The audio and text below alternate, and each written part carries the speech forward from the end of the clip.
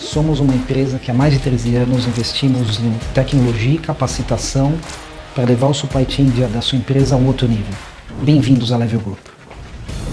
A Level nasceu de um sonho de resolver os problemas da cadeia de abastecimento. Nosso propósito maior é difundir os preceitos do Fairtrade e gerar resultados sustentáveis para vocês.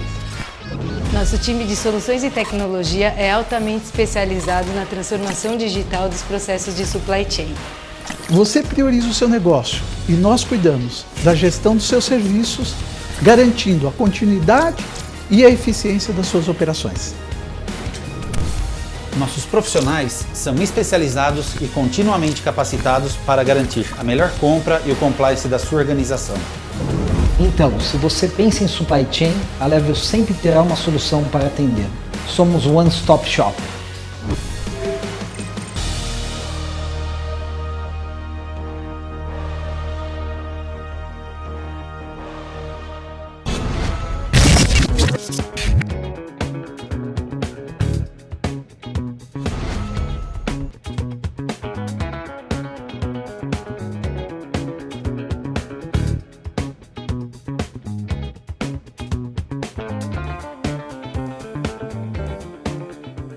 Olá pessoal, eu sou o André Gugel, membro do Comitê Executivo do Procurement Club.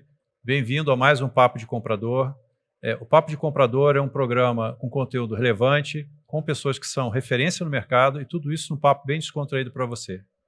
Olá a todos, o meu nome é Erika Riera e eu sou membro do Comitê Executivo do Procurement Club. O tema do nosso episódio de hoje é como contratar tecnologia e transformação digital. Quais as mudanças nos processos de compras e como o comprador tem que se adaptar em novas metodologias, TCO e outras análises para que agregue mais valor nessas contratações. Papo de Comprador é um programa que tem patrocínio de Avipan, Viagens Corporativas e Eventos, Level, Soluções Especializadas em Procurement e conta com o apoio da RCon Online. Bem-vindos ao Papo de Comprador. E temos hoje conosco os convidados Alexandre Barsi, que é CEO da Verity, Rodrigo Andrade, Innovation and Artificial Intelligence Lead na FNC IT Solutions, e Fábio Furlan, consultor sênior de estratégia de TI e Digital na Level Group. Sejam todos bem-vindos ao Papo de Comprador. E já emendando a primeira pergunta, eu queria saber de vocês, cada um com a sua experiência, né, porque tem focos diferentes, né? Na visão de vocês, quais são as principais mudanças que ocorreram no universo de tecnologia que mais impactaram a relação entre compradores e as empresas do setor? E eu queria começar por você, Alexandre. Bacana. Bom dia a todos. Acho que a relação mudou muito, né, em relação aos compradores, né? Eu acho que no passado a gente via muito essa questão da tecnologia como um serviço tão simples, né? Não era um objetivo fim das empresas, né?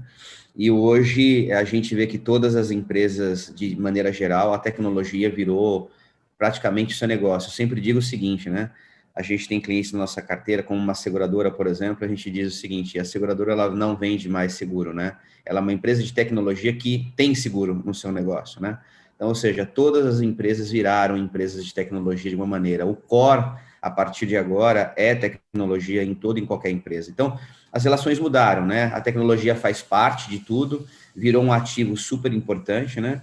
A gente diz, inclusive, de que os nossos clientes viraram os nossos concorrentes, né? Porque cada vez mais a demanda, a necessidade, vê as big techs que estão nascendo, né? Ou as empresas que já existiam. Então, mudou muito essa relação entre a área de compras. Então, hoje a tecnologia virou algo muito importante e fundamental para tracionar e para o crescimento das empresas. Legal. E você, Rodrigo? Qual é a sua opinião a respeito? Eu costumo dizer que não foi só a tecnologia, né? Eu acho que essas mudanças estão acontecendo, não são restritas à tecnologia, acho que qualquer mercado, né? Que é a mudança cada vez mais comum, é a tendência para a compra de serviços, né? Ao invés de comprar ativos. Se você vê hoje, cada vez mais comum a pessoa não comprar um carro, por exemplo, e querer alugar o carro, né? Acontece a mesma coisa na área de tecnologia.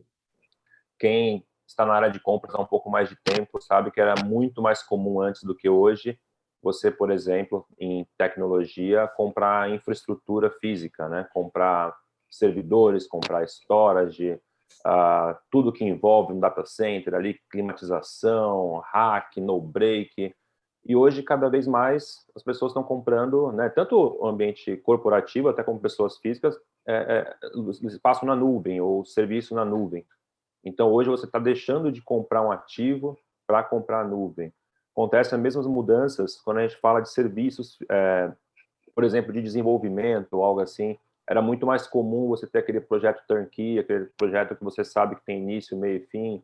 Hoje, com essas práticas de DevOps, de Agile, os projetos estão cada vez mais abertos, né? Então, essas mudanças eu vejo assim que hoje você tem que se abrir para a compra de tudo como serviço. É cada vez mais comum. Antes era menos comum, né? Já existia, mas era menos comum. E isso, na minha opinião, é uma tendência em todos os mercados, né? A tecnologia ela só acompanha aí essa tendência. Ótimo. E você, Fábio? O que você pensa aí das tecnologias impactando a relação entre fornecedores e compradores? Então, obrigado primeiro, né, pela oportunidade de estar aqui. Bom dia também ao Alexandre e ao Rodrigo e a vocês dois. E, assim, concordo plenamente com o que os meus dois colegas, né, comentaram, mas eu acho que eu tenho um ponto adicional específico em relação, vamos dizer, ao comprador e aos desafios que ele tem. Né? Então, quando você olha o ambiente de tecnologia, ele transborda mudança. Né? Então, assim, se tem um ambiente que é um desafio para o comprador em relação àquilo que ele precisa desenvolver e aprender e melhorar, é o ambiente de tecnologia e a relação que ele tem dentro da empresa com seus pares e com seus clientes internos. Né? Então, assim, se ele não tem a capacidade de acompanhar essas mudanças e de perceber quais são as tendências, por exemplo, cloud, como foi comentado, e essa mudança, entendeu, de você comprar infra para você comprar serviço.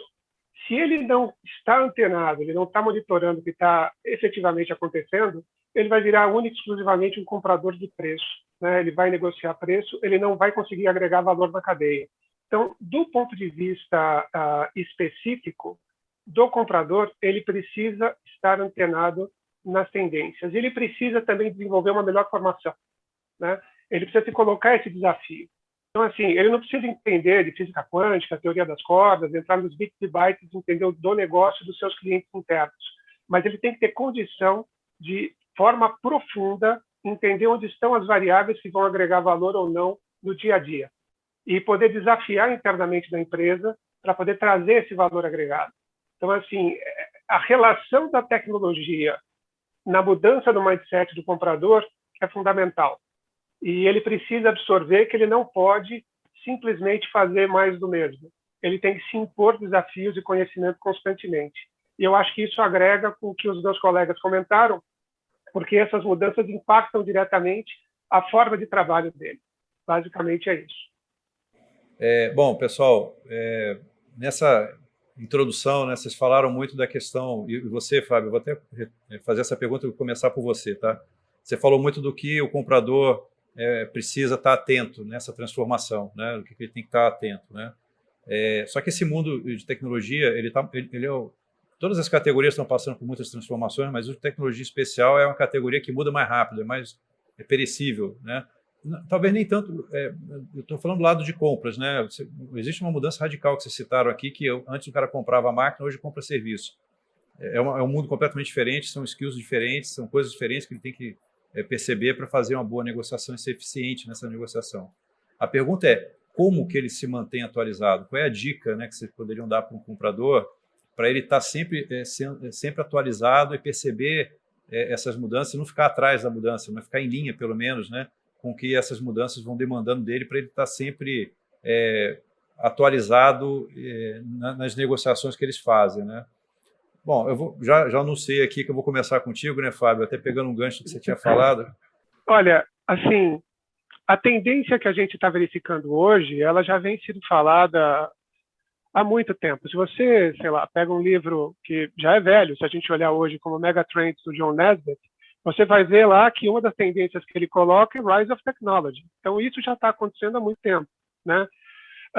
Se você olhar as últimas, vamos dizer, ondas que a gente teve, né, que foi o crescimento das redes sociais e a mobilidade se juntando com as redes sociais, tudo isso alterou demais as nossas vidas, né? Impactou fortemente. Foi, vamos dizer assim, do ponto de vista pessoal, a gente já teve o nosso dia a dia transbordado pela alteração em termos da tecnologia. E o que isso? Por que eu estou dizendo isso? Pelo seguinte, que você tem informação, você tem universidades, né, como o Udacity, entendeu? Que são universidades que estão aí disponíveis na web. Você pode realizar cursos, você pode conversar com seus pares, você pode conversar com seus fornecedores, você pode realizar benchmarking, ou seja, você tem uma série de ferramentas, assim, não há desculpa para não estar atualizado, né? E a pessoa, sei lá, o responsável, aquele que está tocando o processo, ele tem que se cobrar nesse sentido, ele tem que cobrar os pares dele nesse sentido, e dentro da estrutura hierárquica, isso também tem que acontecer top-down, né? Então, a primeira grande, não sei se é uma dica, mas vamos dizer assim, é accountability. Você tem que puxar essa responsabilidade para você mesmo, né? Para que você possa conversar com seus pares e com as pessoas às quais você vai ajudar no desenvolvimento dos projetos para agregar valor, nesse entendimento, né? Então, vamos imaginar o seguinte, né? Dando um exemplo. Não dá para você ter um gerente de produto que cuida, por exemplo, de terminais de captura, né? De empresas como, você sabe quais empresas que eu estou falando, né? Mas são essas empresas que produzem as maquininhas. Se você tiver um gerente de produto que tem que definir como ele vai vender essa ferramenta, né, para as empresas que trabalham com adquirência, se ele não tiver um entendimento claro daquilo que ele que está na mão dele, que são as características tecnológicas, entendeu, desse produto, não adianta ele ter conhecimento de pricing, posicionamento, a melhor estratégia, entendeu, de colocação desse produto no mercado ou de distribuição. Ele precisa entender também como ele funciona tecnicamente. Ele não precisa ser um engenheiro, ele não precisa ser a pessoa que vai ser responsável pela definição de todas as características e features do equipamento. Mas ele tem que entender quais são as variáveis que impactam no custo desse equipamento e que podem, de alguma forma, impactar a forma como ele vai explorar o mercado. Então, assim, está nas mãos do comprador fazer essa transição, se formar e entender quais são as tendências. Porque, assim, de novo, voltando para o John Naisbitt, ele dizia numa parte do livro algo que eu acho interessante. Ele diz o seguinte: você tem que estar atento no placar. Tem um placar. Você vê uma tendência de mudança que está acontecendo no longo prazo, né? Então, essa tendência de mudança que a gente falou de sair de equipamento para ir para a compra de serviço, ela já ocorre há algum tempo. Se você pegar aí pesquisas junto a responsáveis da área de TI, muitos deles continuam falando que irão, entendeu, no ano de 2021, comprar serviços, migrar para serviços, transformar produtos que eles compram hoje em PaaS, em RaaS, em software service. Eles vão buscar isso, eles dizem isso claramente. E isso vem acontecendo há algum tempo. Então, este placar, ele está disponível para o comprador para ele saber onde ele tem que focar, onde ele tem que melhorar, aquilo que ele tem que ter melhor, né? Mas ele tem que estar atento a isso e ele tem que se informar. E existe hoje, embora, entendeu, nas redes sociais, nas ferramentas, você tenha muita coisa que eu acho que, infelizmente, não é tão positiva, mas isso é conversa para um outro momento, tem muita informação também disponível, né? Você pode entrar desde o YouTube a essas universidades às quais eu comentei e você pode ter uma oportunidade de formação muito, muito boa. Então, use essas ferramentas e abuse dessas ferramentas. Essa que seria a minha primeira recomendação. Legal, obrigado, Fábio. Rodrigo, eu vou passar a pergunta para você, só puxar um gancho aqui no que o Fulano comentou, que eu achei interessante. Fulano. Aliás, eu achei tudo interessante, mas um em especial que você falou que as lideranças também têm que estar alinhadas em que o comprador tem que separar um pouco do tempo dele para esse refresh, né? Ele tem um dia a dia para cuidar, mas tem que ter um entendimento que ele vai ter que ter um tempo para se atualizar também, né? Mas vamos lá, Rodrigo, passando a pergunta para você, qual é a dica que você dá para o comprador para ele estar sempre atualizado? Legal. Eu concordo muito com o Furlan quando ele fala sobre a quantidade de informações que a gente tem disponível hoje, né? Hoje, qualquer pessoa que ela queira, que ela realmente deseja se atualizar, nós temos a internet com conteúdos muito bons, desde palestras que você pode achar no YouTube, treinamentos. Se você entrar no site das grandes companhias, né, das bigs mesmo, você vai ver que elas têm as universidades delas, que elas colocam lá cursos totalmente gratuitos e com a didática muito fácil, realmente para iniciantes, né? Então, o comprador ele não precisa ali ser um especialista, mas ele precisa minimamente entender as formas de contratação e variáveis do que ele está comprando. Eu adiciono uma dica em relação ao que o Furlan falou. Eu acho que ele tem que também usar bastante a estrutura interna.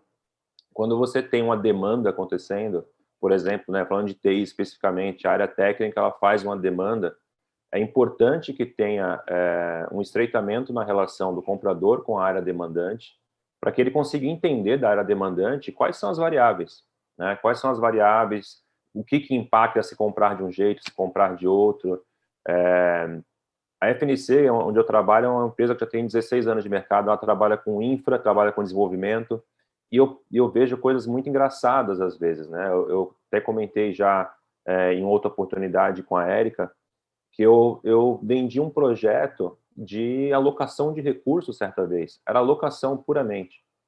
E o comprador, quando veio fechar o negócio, ele tentou fechar um escopo fechado, sendo que em momento algum eu nunca fui informado nem do escopo. O que me falaram eu preciso de uma alocação de um profissional com esse perfil. E na hora do contrato tinha um escopo fechado, que eu tenho que entregar um projeto até tal mês. Então, assim, são formas de contratação completamente diferentes que deixaram muito expostas para mim ali a falta de comunicação e de interação entre a área demandante e o comprador. Então, eu acho que, assim, além dessa necessidade de estar sempre se atualizando, vendo cursos, que isso é essencial, eu acho muito importante estreitar essa relação interna. Acho que essa entendimento entre a área demandante e o comprador é essencial. Posso, antes de passar para o Alexandre, fazer um comentário? Claro, por favor. E além de tudo isso, a gente está falando muito de informações disponíveis na internet, né? A gente tem que lembrar que a gente também tem um conteúdo já disponível no próprio Papo de Comprador, né? Sobre a contratação de alguns temas específicos ligados à TI também, né? A gente já falou de startups, a gente já falou de uma série de outros assuntos e das competências de compradores também em relação à compra, e também quero falar que a própria FNC, né, Rodrigo, tem na sua página no YouTube um treinamento específico sobre compras de TI, né? Então, além ele mencionou as grandes, e a FNC é grande também, então também tem lá um material sobre compras de TI, né, Rodrigo? Então, era só meu comentário. Complementando, obrigado, Érica. Nós da FNC, nós buscamos muito essa compartilhamento de informação com a sociedade em geral, né? Então, nós temos várias entrevistas, temos treinamentos, webinars constantes.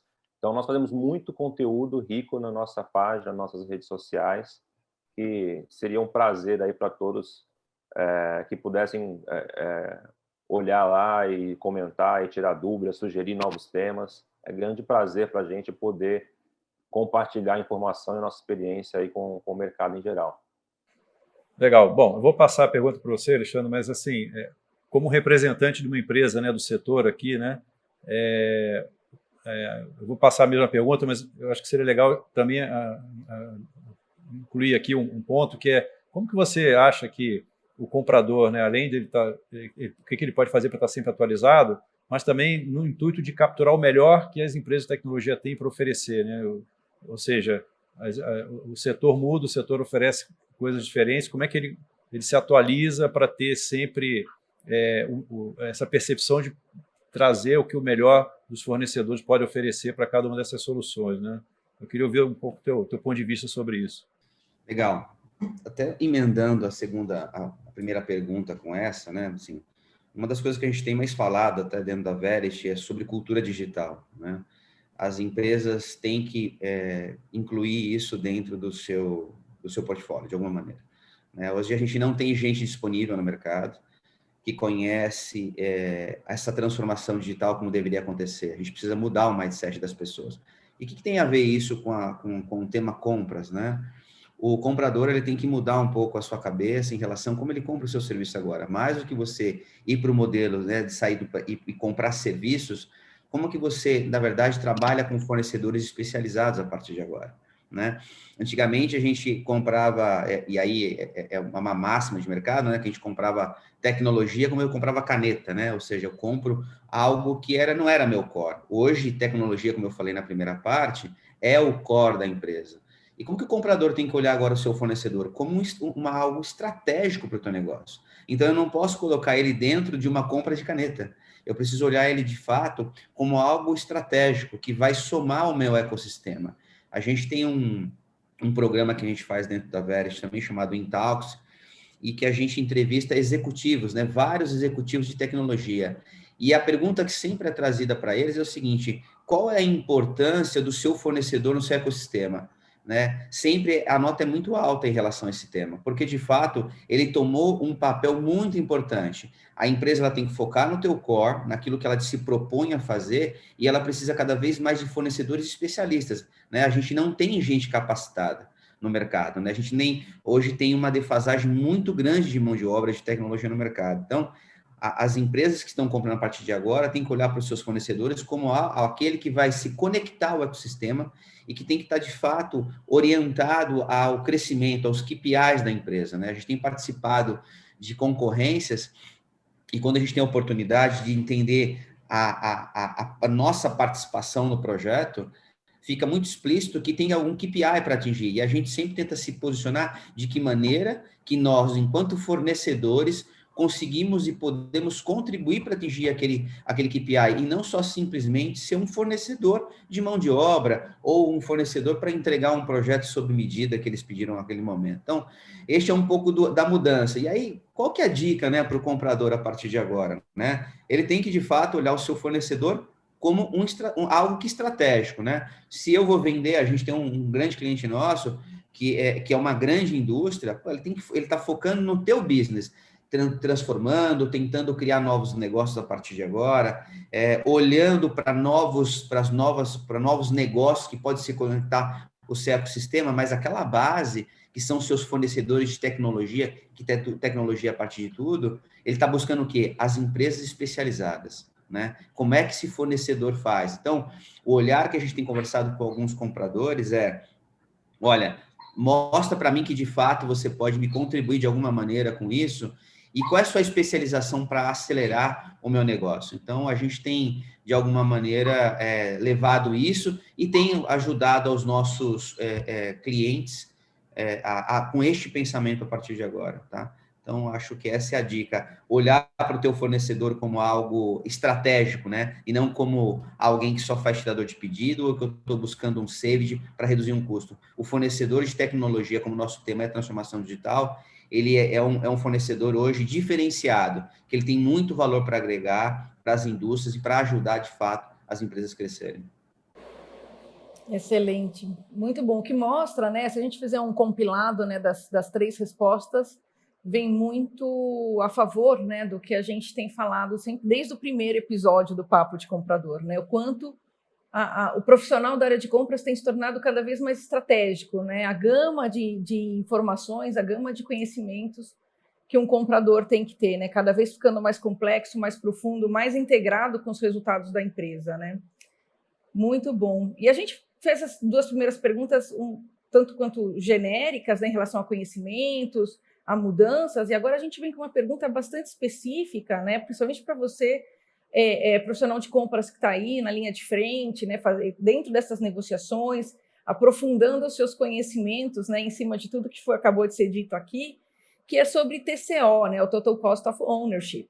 Então, eu queria saber de vocês agora, qual é a recomendação que vocês dão para esses compradores que estão aí na mesa de negociação para uma boa análise de TCO, considerando todas essas mudanças, né, nos contratos, nos modelos, que a gente já falou de mudança de produto para serviço, como é que funciona tudo isso e quais são as dicas para que a gente tenha aí mais negociações baseadas em fatos e números e dados, né? E eu queria começar por você, Furlan.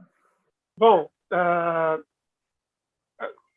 tudo isso realmente é interconectado, né? É uma grande sequência de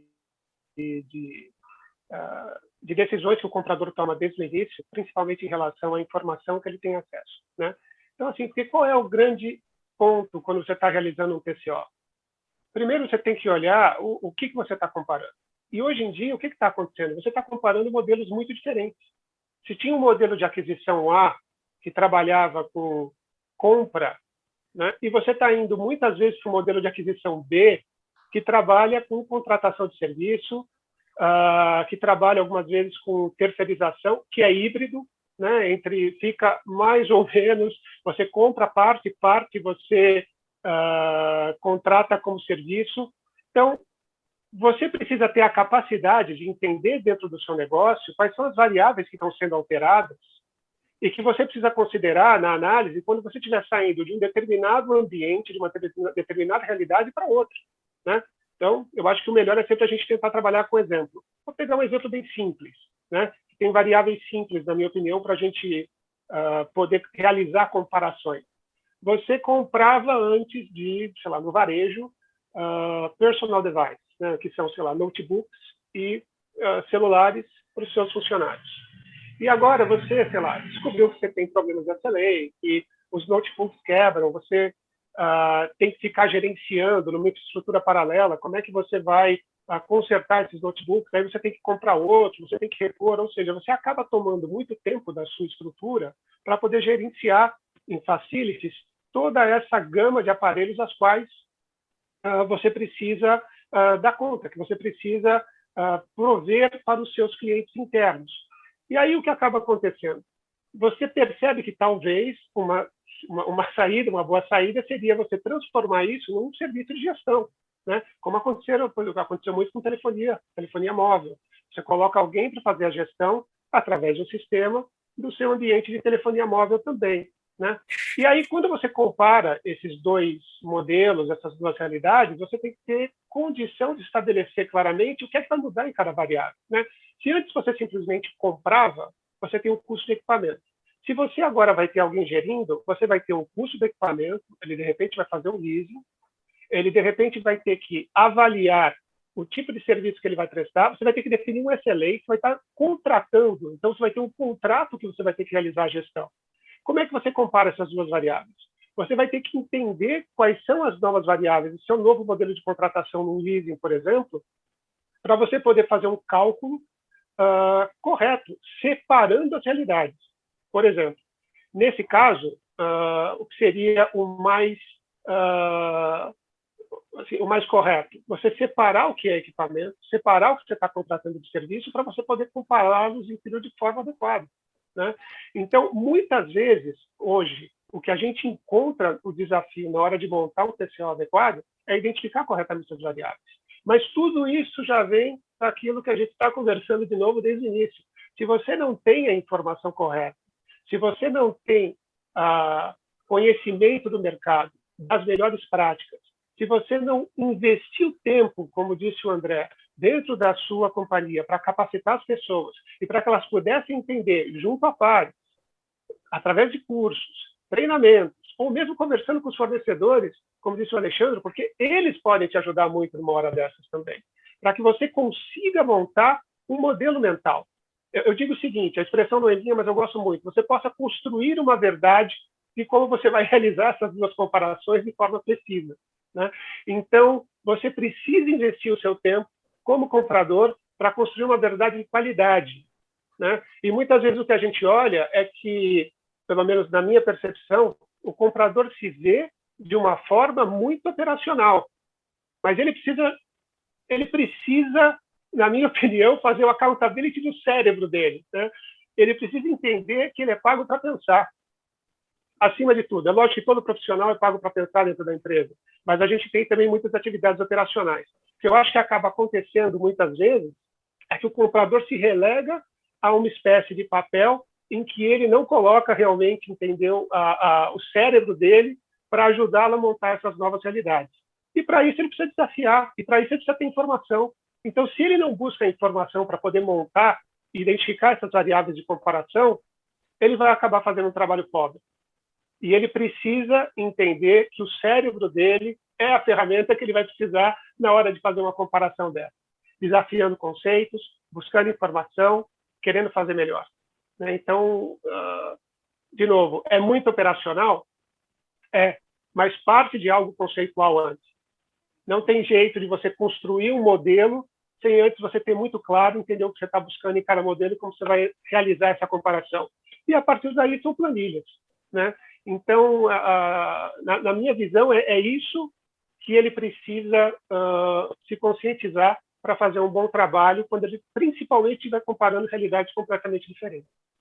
E você, Alexandre, sobre as questões de TCO, qual é a complexidade aí?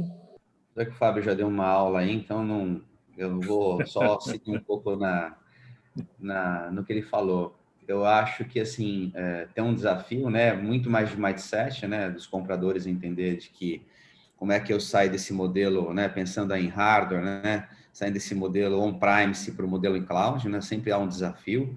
Obviamente, muitas vezes é o desafio da própria companhia, né, a gente tem casos de clientes nossos que ainda acreditam que on-premise não é uma questão de redução de custo, mas é uma questão de segurança, né, eu já ouvi de clientes nossos, eu ponho o meu servidor debaixo do braço e levo para onde eu quiser, né, e porque me parece que com o servidor debaixo do braço eu tenho mais segurança do que se ele tivesse no modelo cloud, né?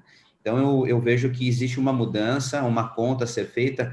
Muitas vezes, a curto prazo, parece caro, mas quando você coloca os custos operacionais, os custos de infraestrutura envolvida para se manter este modelo atual, né, que está se convergendo cada vez mais para esse modelo de cloud, estou falando de maneira, indo para o lado da nuvem, né, que é um fato que as empresas têm passado, você tem vários ganhos, né? A gente vê de espaço físico, por exemplo, a gente na nossa empresa, quando a gente resolveu mudar completamente para o modelo cloud, os impactos nós tivemos, ou seja, a gente tinha lá um rack de servidores e aí ganhamos uma sala, né? Porque a gente não tinha mais sala, né? A gente tinha lá uma equipe cuidando 24/7 os nossos sistemas, a gente terceirizou tudo isso para serviço, né?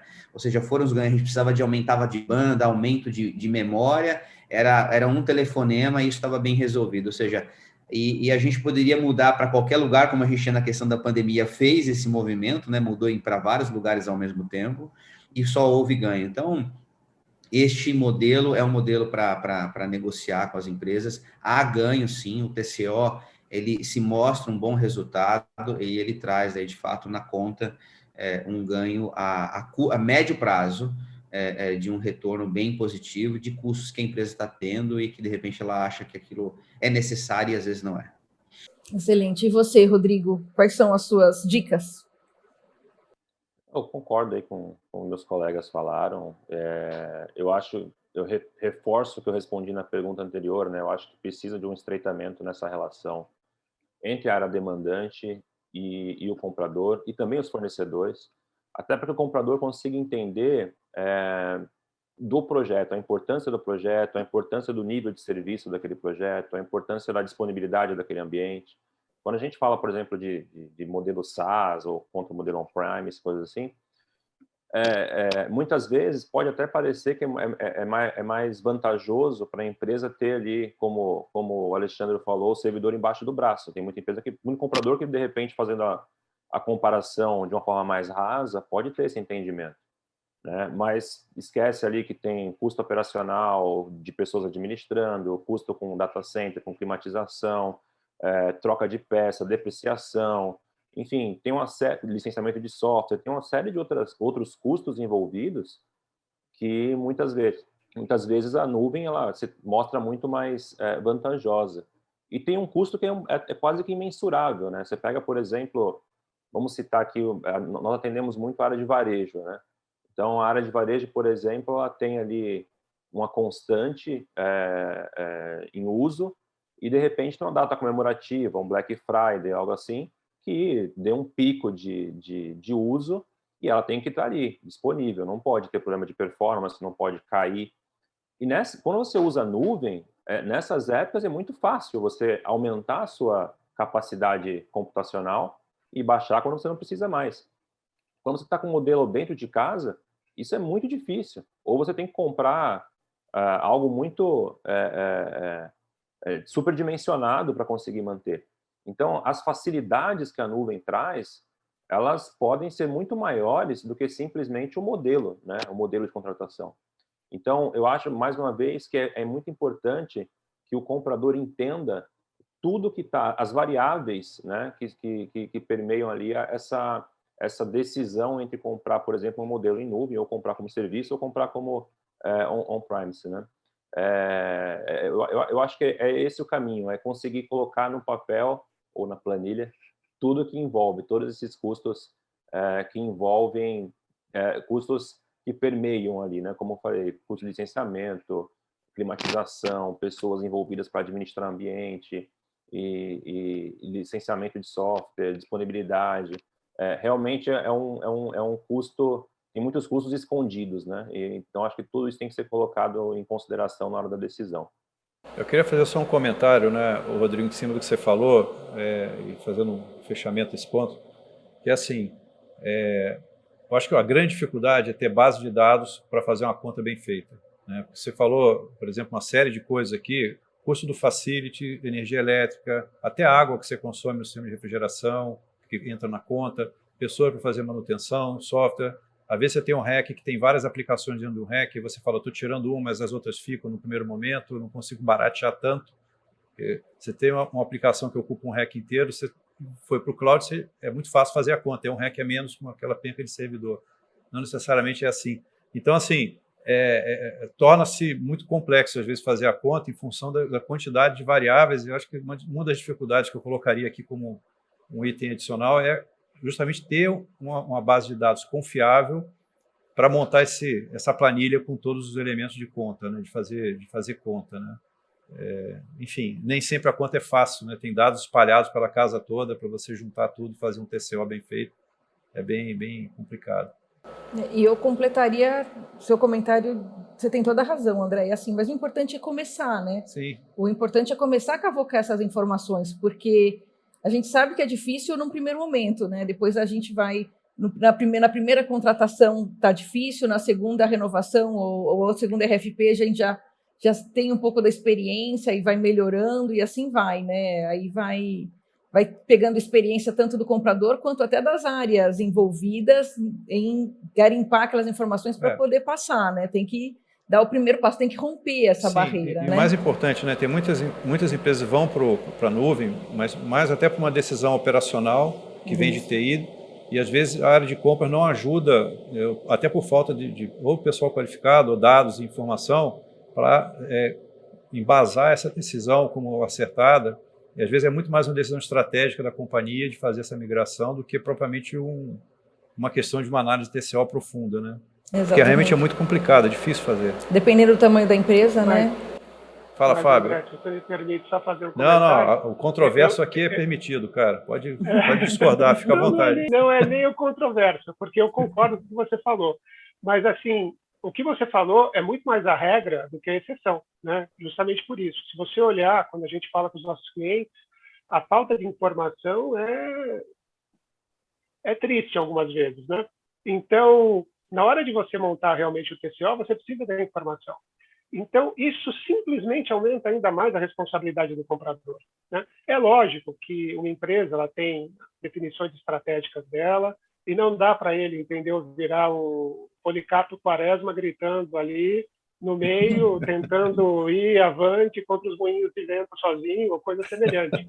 Mas ele precisa, né, ser uma parte ativa, como eu disse, né, talvez eu fui muito radical, né, usando o cérebro dele, mas ser uma parte ativa na mudança, né? Sem dúvida. Ele não pode acreditar que estamos realmente fazendo melhor nesse sentido. Porque se ele começa a acreditar nisso, primeiro ele está se legando um papel completamente secundário. Ele não vai agregar valor na cadeia e talvez um dia ele seja substituído. E eu não estou dizendo ele substituído como pessoa física, a função seja substituída, né? Então, ele precisa assumir essa responsabilidade de garimpar as informações, cobrar as informações, conscientizar a empresa, o quanto e, de novo, meu Deus do céu, Big Data é uma outra tendência nesse mercado, né? A gente não pode aceitar que hoje as empresas não consigam ter informações disponíveis. elas não podem aceitar, né? Então, tem que ter essa voz ativa. Essa voz ativa tem que vir de compras. E o stakeholder, a pessoa que faz a gestão, ela tem que entender que ela precisa ter essa informação. E, de novo, é importante que top-down isso também esteja estabelecido, porque senão ele realmente vai virar Don Quixote, né? O cara lutando ali sozinho, no meio do nada, e não vai adiantar nada, né? Mas tem tanta ferramenta, né, que é revoltante você não ter nas empresas e nas áreas a consciência de que você precisa melhorar isso.